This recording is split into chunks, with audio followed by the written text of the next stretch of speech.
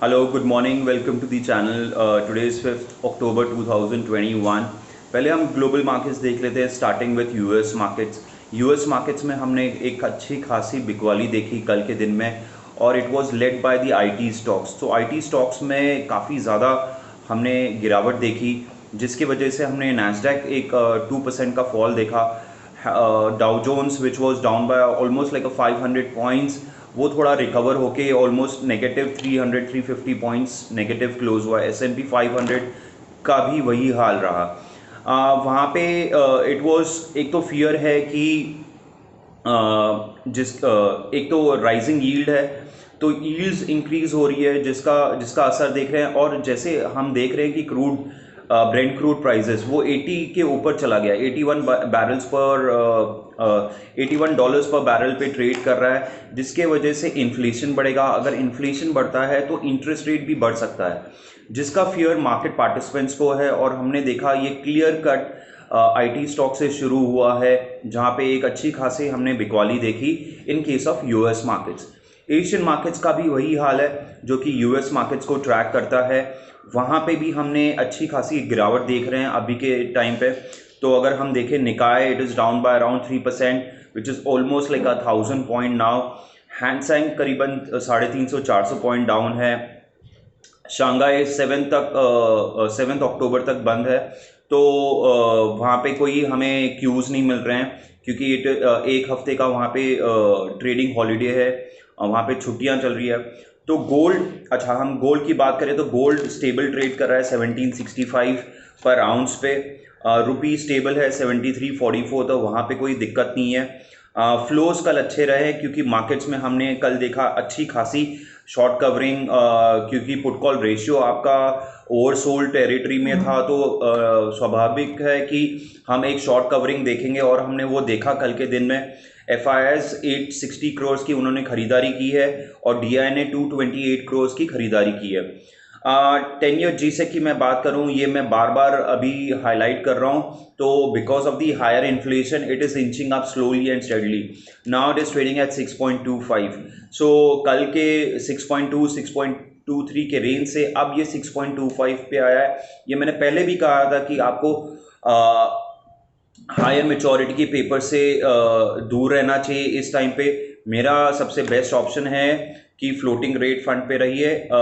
Ideally वहाँ पे आप रह सकते हो for a temporary parking and when equity market में हमें अपॉर्चुनिटी मिलेगी गोइंग फॉरवर्ड, तो हम उसमें शिफ्ट कर सकते हैं इक्विटी मार्केट्स में।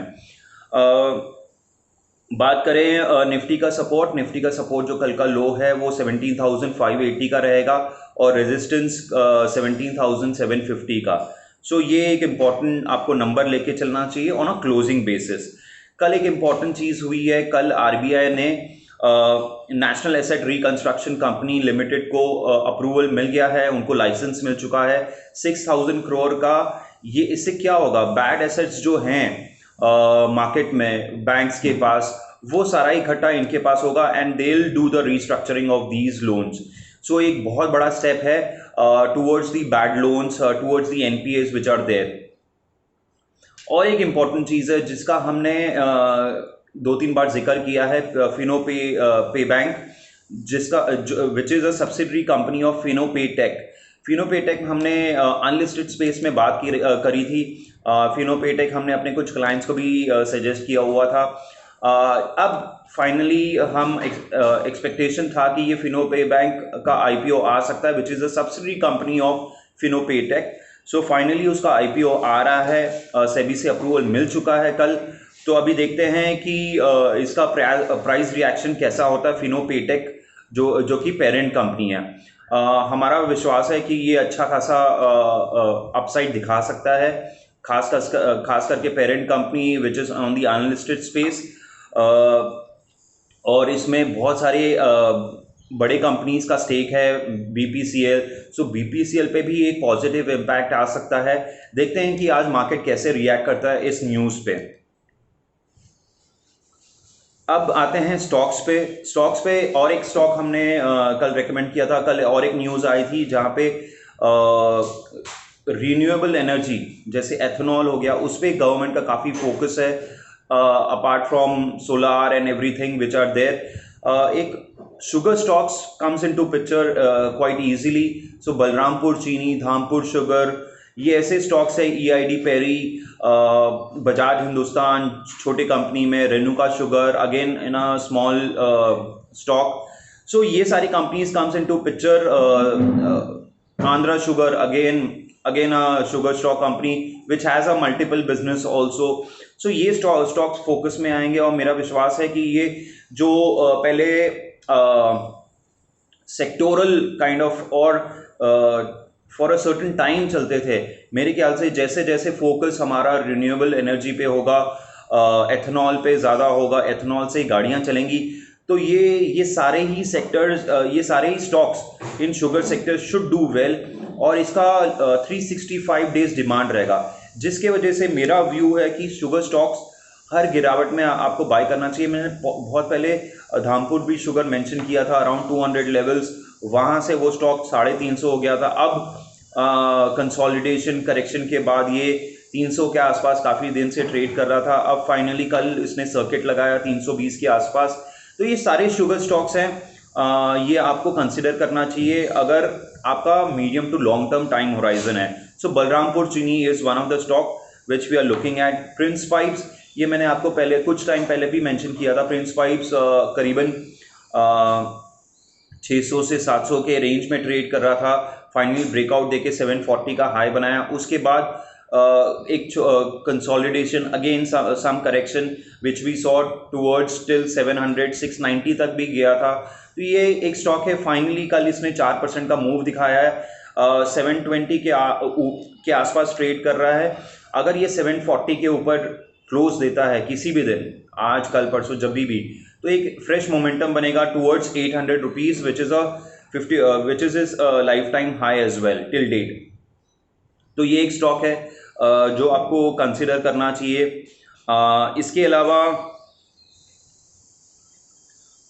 ऑटो कंपनीज, ये मैं बार बार अभी कुछ दिन से मैं रिपीट कर रहा हूँ, auto stocks looks good. Tata Motors ने कल अच्छी खासी खरीद अपसाइड देखी. हमने 342 का हाई देखा, 344 का हाई देखा, 342 का क्लोजिंग आया हुआ है.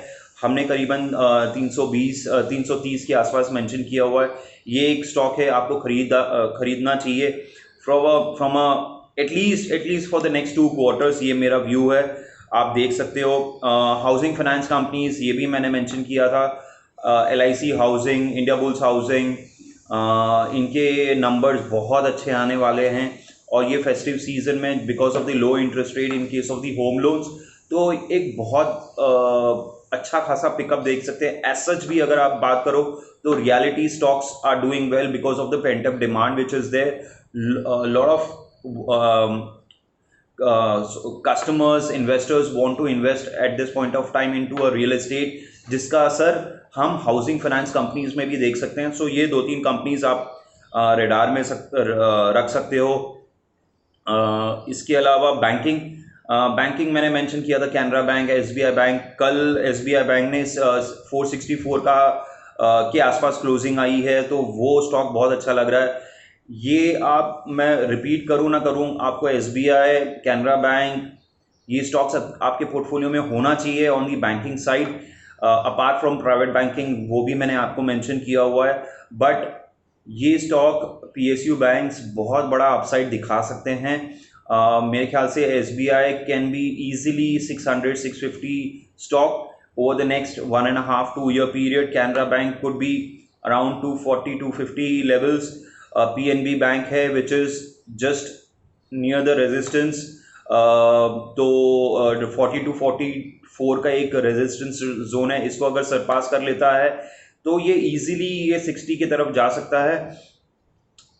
अब एक्चुअली पेशेंस टेस्ट कर रहा है PNB. अगर किसी ने पहले हमारे रिकमेंडेशन में डाला हुआ था, बट अगर आपको अभी भी होल्ड कर रहे हो, I would suggest keep holding, because इन्होंने जो एडवांस टैक्स भरा है मोर देन 100% का से ज़्यादा इन्होंने एडवांस टैक्स भरा है. That means they have seen a good growth in their businesses, and उसका असर हम स्टॉक प्राइस में भी इवेंचुअली देखेंगे. ITC ये स्टॉक है 236 237 पे ट्रेड कर रहा है। मैंने ये रिपीट कर चुका हूँ। टूवर्ड्स एनी फॉल 230 235 230 जोन पे आता है। Just by and set. ज़्यादा इसमें सोचने की ये नहीं है थॉट। दिलीप बिल्डकॉन L&T ये इंफ्रा स्पेस में है, ये आप कंसिडर कर सकते हो on the buying side on every fall.